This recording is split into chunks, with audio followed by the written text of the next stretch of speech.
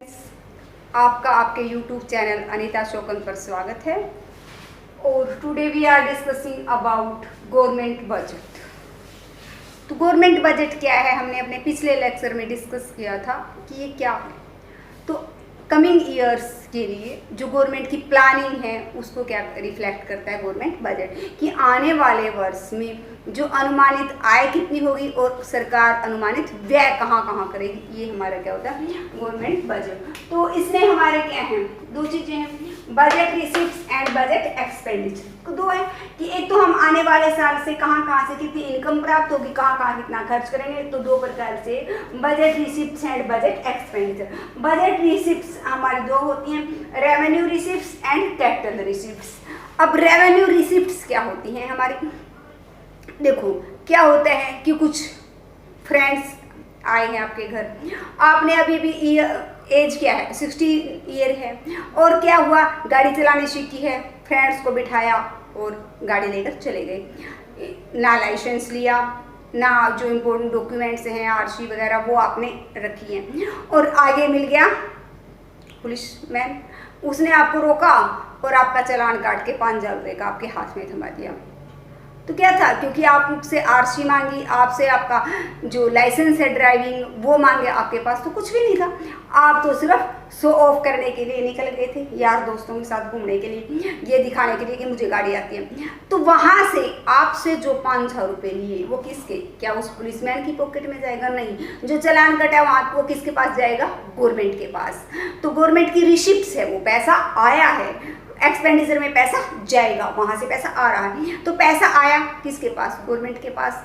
तो ये लेकिन इससे के फलस्वरूप क्या हुआ, गवर्नमेंट की कोई लायबिलिटी नहीं हुई। उस पुलिसमैन ने आपको कोई ये आश्वासन नहीं दिया कि ये जो 5,000 रुपये मैंने आपसे लिए हैं वो इस साल में आपके ऊपर खर्च कर दूंगा या आपको इसका कोई बेनिफिट मिलेगा, नहीं है, ऐसा कुछ नहीं था। तो इसके फलस्वरूप कोई लायबिलिटी पैदा नहीं हुई और न ही गवर्नमेंट का कोई एसेट कम हुआ है।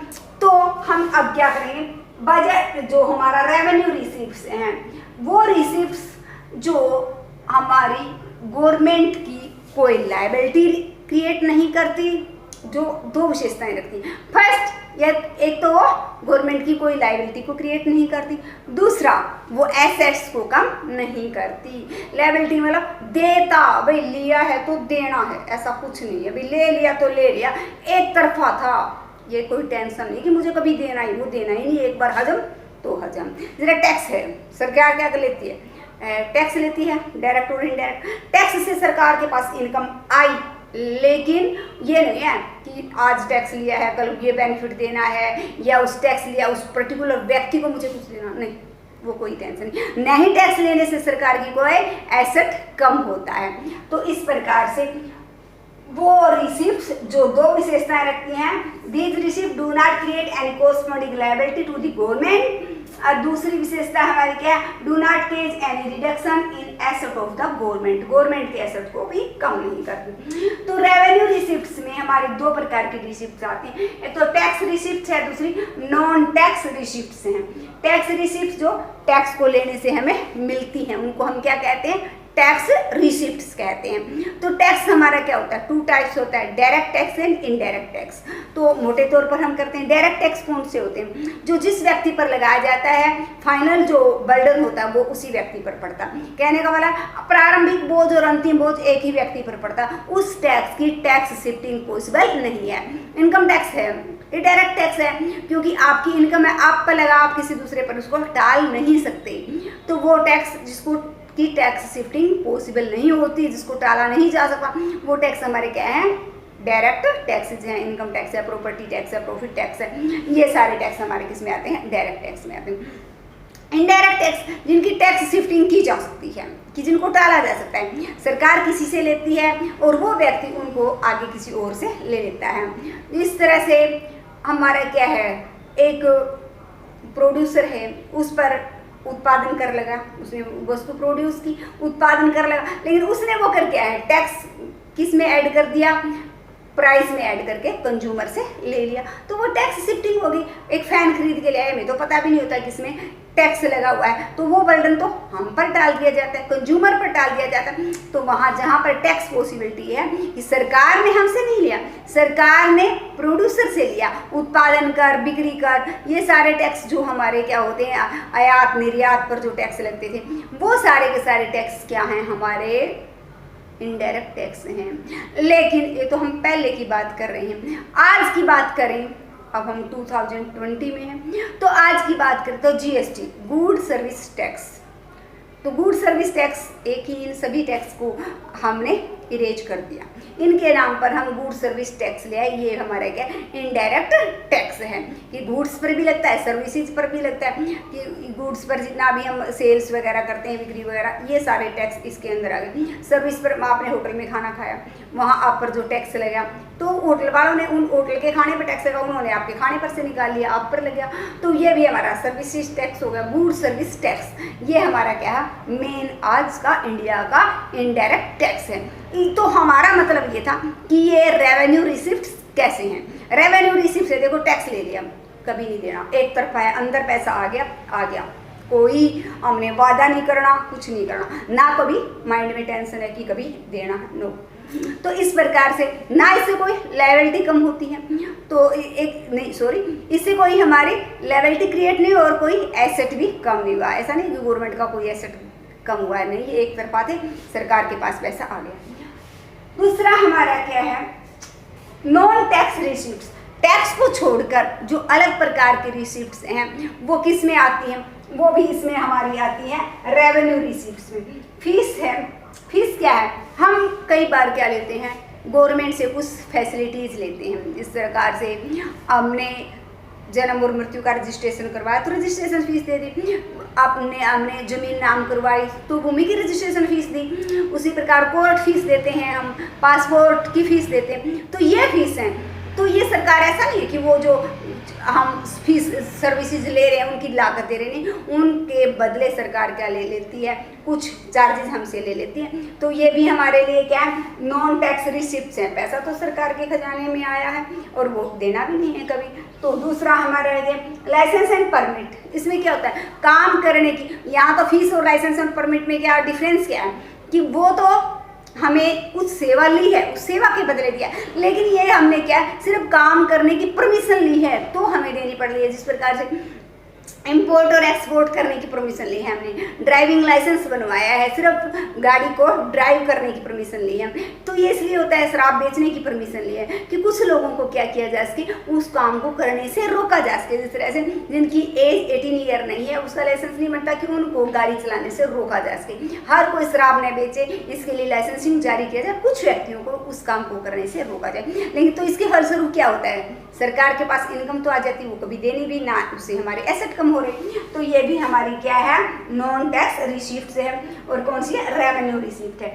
एसेट क्या होती है, कुछ व्यक्ति ऐसे होते हैं जो अपनी संपत्ति को लावारिस छोड़कर मर जाते हैं। कहने का मतलब, जो संपत्ति लावारिस होती है, जिसका कोई नहीं होता, उसकी कौन होती है, उसका स्वामी गवर्नमेंट होती है। तो वो छोड़ के मर गए, उन्होंने अपना कोई उत्तराधिकारी नियुक्त नहीं किया, उनका खुद का अपना बेटा पोता कुछ नहीं था, और आसपास में उसने अपना उत्तराधिकारी घोषित नहीं किया था, उससे पहले उसकी क्या हो जाती है, डेथ हो जाती है। तो वो संपत्ति किस पास चली जाती है, गवर्नमेंट के पास चली जाती है। तो वो भी क्या होती है, हमारी रेवेन्यू रिसिप्ट है, क्योंकि पैसा तो आया है। स्पेशल असेसमेंट, स्पेशल असेसमेंट में क्या होता है, देखो कुछ प्रॉपर्टी ऐसी होती है जिसकी पहले कोई वैल्यू नहीं थी, वहाँ पर वो जमीन पड़ी हुई थी, कोई रोड नहीं था, कोई सीवरेज नहीं थी, कोई लाइट नहीं थी, तो उन प्लाटों की कोई कीमत नहीं थी। जब सरकार ये फैसिलिटी प्रोवाइड कर देती है कि वाटर फैसिलिटी है, ड्रेनेज फैसिलिटी है, और जो रोड फैसिलिटी है, लाइट फैसिलिटी, ये प्रोवाइड कर देती है, तो उन प्लाटों की कीमत क्या होती थी, बहुत ज़्यादा राइज हो जाती है। उनकी कीमत बढ़ने से मालिक सरकार को जो देते हैं उसको हम क्या कहते हैं, वो होता है हमारा स्पेशल असेसमेंट, कि सरकार मालिकों से जो थोड़ा बहुत ले लेती है इसके बदले में, कि फैसिलिटी प्रोवाइड की, उनकी प्रॉपर्टी की कीमत बढ़ गई है, तो वो सरकार को जो अंशदान देते हैं, जो योगदान देते हैं, उसको हम स्पेशल असेसमेंट कहते हैं। तो ये भी सरकार की रेवेन्यू रिसिप्ट है, क्योंकि वो कभी देनी नहीं है। अब फाइन एंड पेनल्टीज है, हालांकि फाइन एंड पेनल्टीज क्या है, सिर्फ लॉ का ऑर्डर करवाने के लिए है, लॉ को लागू करने के लिए, कि लोग इस को, कानून को क्या करें, सीखें, चलाएं। ऐसा नहीं, लेकिन फिर भी क्या है, गवर्नमेंट की इनकम तो हो ही जाती है, तो सोर्स तो है ये कि रोज़ फाइन लगता है कि आपने गाड़ी गलत चला दी, जो हमारी रेड लाइट थी फिर भी हम गाड़ी को ड्राइव कर रहे हैं तो वहाँ पर आपको फाइन लग जाता है, गलत क्रॉसिंग कर दी। तो फाइन एंड पेनल्टी सिर्फ आपको रूल रेगुलेशन सिखाने के लिए लगाई जाती है, लेकिन फिर भी जो फाइन आपने भर दिया उसके फलस्वरूप क्या है, आपको वो पैसा दोबारा नहीं देना, इसलिए ये रेवेन्यू रिसिप्ट्स हैं। Gift and grants, gift and grants में क्या आती है, सरकार भी क्या क्या लेती है, बहुत प्रकार से सरकार को, मान लो कोई ऐसा नेचुरल जो आपदा हमारे पास आ जाती है, जैसे बाढ़ आ गया, भूकंप आ गया, कोई महामारी आ गई, अब कोरोना जैसी महामारी के टाइम देखो, तो उसमें क्या होता है, जो आम जनता होती है वो भी सरकार को क्या करती है, पैसा डोनेट करती है, दान करती है।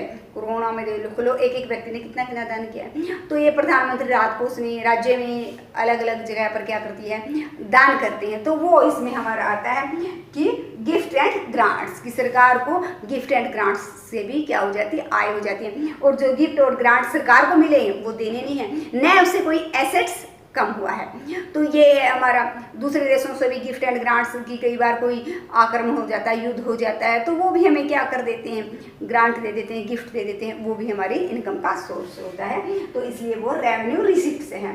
फिर है income from public enterprises, public enterprises से भी सरकार की इनकम होती है। बहुत सारे क्या हैं ऐसे उद्योग हैं जिनका मालिक कौन है, सरकार है। फॉर एग्जाम्पल रेलवे है जो सरकार के अंडर में आती है, भिलाई इस्पात कारखाना है, नंगल खाद कारखाना है, जो ओनली और गवर्नमेंट सेक्टर्स के। कुछ सर्विसेज तो ऐसी हैं जिनकी जो प्राइस है सरकार उनकी कॉस्ट के बराबर, क्योंकि सोशल वेलफेयर के मकसद से वो उनको प्रोवाइड करती है। लेकिन कुछ सेक्टर्स ऐसे भी हैं जहाँ पर सरकार क्या है, कॉस्ट से ज़्यादा प्राइस रखती है, तो वहाँ सरकार को बेनिफिट हो रहा है, तो वहाँ से भी सरकार को क्या हो रही है, इनकम हो रही है। तो ये भी हमारी क्या है, रेवेन्यू रिसिप्ट्स हैं। तो वो रिसिप्ट्स जो दो विशेषताएं रखती हैं, फर्स्ट विशेषता हमारी क्या है कि उनके फलस्वरूप कोई लायबिलिटी क्रिएट नहीं होती, देयता उत्पन्न नहीं होती, ये टेंशन ही नहीं होती कि लिया है देना है, ले लिया तो ले लिया, कोई टेंशन नहीं।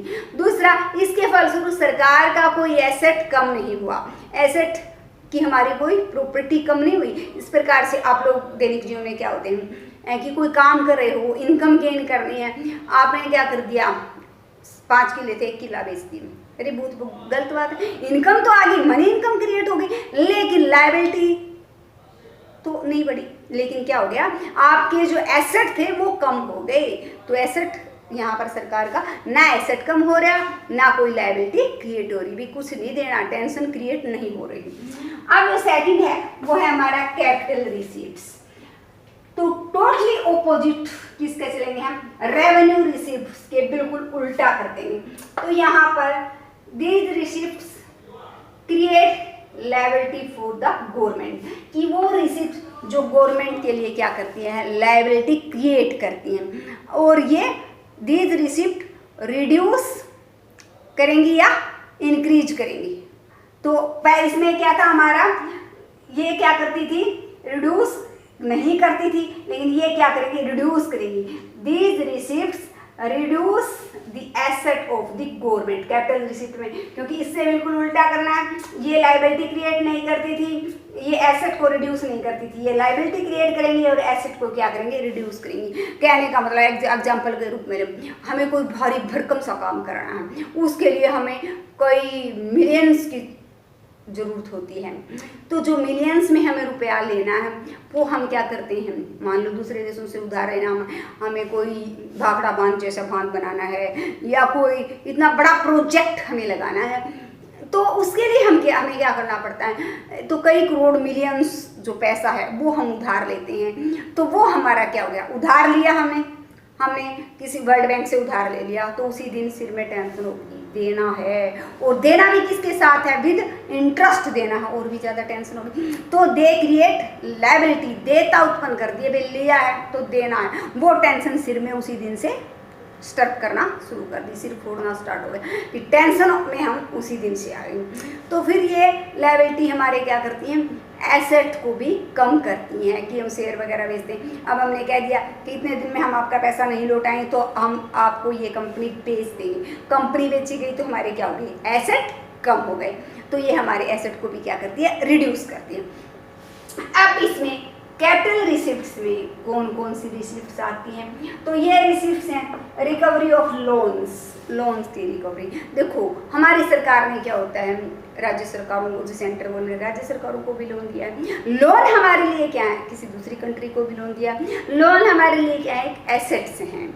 तो जब हम उनकी रिकवरी करते हैं, वापस करते हैं, हमारे पास मनी इनकम तो आ गई, लेकिन हमारे एसेट्स क्या हो गए, कम हो गए। इसलिए वो क्या है, कैपिटल रिसिप्ट्स हैं। रिसिप्ट तो आई, लेकिन हमारे जो एसेट थे वो क्या हो गए, कम हो गए, रिड्यूस हो गए। फिर है हमारा बोरोविंग उधार लेना। बोरोविंग किससे लें, एक तो हमारे हम क्या कर सकते हैं, पब्लिक से ले सकते हैं, एक आरबीआई से ले सकते हैं, दूसरा रेस्ट ऑफ द वर्ल्ड,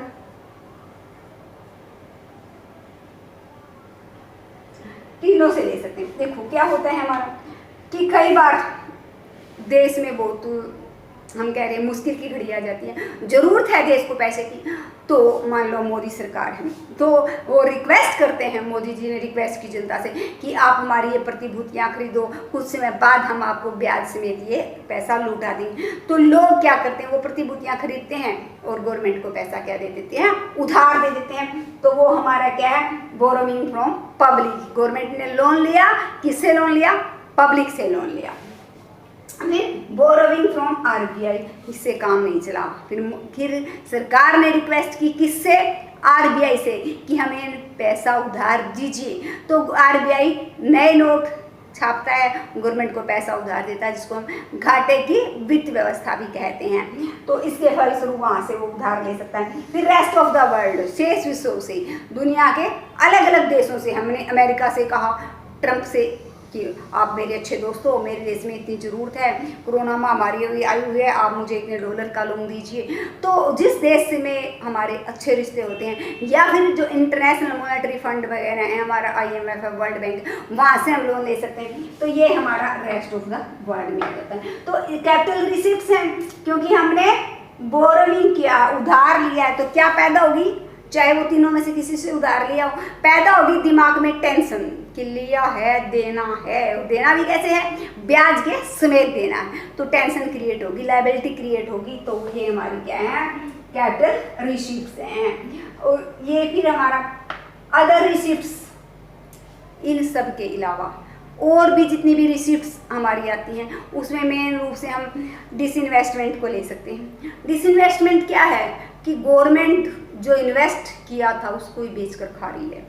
तो कहने का मतलब है प्राइवेटाइजेशन कह लो आपको, कि गवर्नमेंट ने जिन सेक्टर्स में पैसा लगाया था उनको प्राइवेट लोगों को बेच रही है। हो तो रही है कि गवर्नमेंट स्कूल था, उसको बेचने के दो तरीके, या तो मैनेजमेंट, स्कूल हमारा है, हम आपको किराए पर देते हैं और उसकी मैनेजमेंट आप जिस टीचर को लगाना चाहते हो लगाओगे, जो स्टूडेंट को जिस रूल से चलाना चाहो चलाओगे, जो फीस आप रिकवर करना चाहोगे करोगे। तो लेकिन यहाँ पर हमारा क्या है, गवर्नमेंट को पैसा तो आ रहा है, लेकिन उसके एसेट्स क्या हो गए, कम हो गए। दूसरा तरीका ये है कि वो स्कूल को ही बेचते हैं, कितने करोड़ रुपए, एक बार में झंझट खत्म, तो वहाँ भी उसका एसेट क्या हो गया, कम हो गया। तो गवर्नमेंट अपनी जो यूनिट थी उनको जब प्राइवेट लोगों के हाथ में बेच देती है तो उसको डिसइन्वेस्टमेंट या हम प्राइवेटाइजेशन कह सकते हैं। तो ये हमारा क्या, अदर रिसिप्ट्स। तो इसके फलस्वरूप भी क्या होती है, हमारी एसेट्स में कमी आती है। तो ये भी हमारी क्या होती है, कैपिटल रिसिप्ट्स है। तो हमने दो रिसिप्ट्स की हैं, revenue receipts and capital receipt. तो वो रिसिप्ट्स जो सरकार की लायबिलिटी को क्रिएट करती हैं और एसेट्स को, लायबिलिटी को क्रिएट नहीं करती और एसेट्स को कम नहीं करती, वो तो हमारी क्या होती हैं, रेवेन्यू रिसिप्ट्स कहती हैं। जिस प्रकार से हमने एग्जांपल्स लिया कि हमने बाइक उठाई और जुनून में 3-4 अपने आवारा दोस्तों को बिठाया, ना हेलमेट लगाया, ना अपना लाइसेंस वगैरह तो था ही नहीं, और जो भी डॉक्यूमेंट थे RC वगैरह वो नहीं ली, चले गए। वहाँ से हमारा पुलिस नाके पे पुलिस मिल गया, उन्होंने हमारा मोटरसाइकिल छीनकर हमें 5,000 रुपये का चालान लगा दिया। तो वो सारे हमारे क्या थे, उसको कभी वापस नहीं देना था, तो वो हमारे किस क्या थे, रेवेन्यू रिसिप्ट। तो उसमें टैक्स चाहे इस प्रकार के फीस फाइन वगैरह ये थे, ये दोनों प्रकार के हमारे क्या थे रेवेन्यू रिसीट थी, क्योंकि ये लायबिलिटी को क्रिएट नहीं कर रही और हमारी एसेट्स को कम नहीं कर रही। दूसरा इसके ऑपोजिट ले लें कि जो हमारी क्या क्या करती हैं लायबिलिटी क्रिएट करती हैं, तो लोन्स है, लिया उसी दिन से टेंशन क्रिएट हो गई, और ये हमारे एसेट्स को रिड्यूस करते हैं कि एसेट इसके फलस्वरूप हमारे क्या हो जाते हैं कम हो जाते हैं। तो ये हमारे क्या होते थे गवर्नमेंट बजट के बजट रिसिप्ट्स में आते थे। तो students like share and subscribe my channel.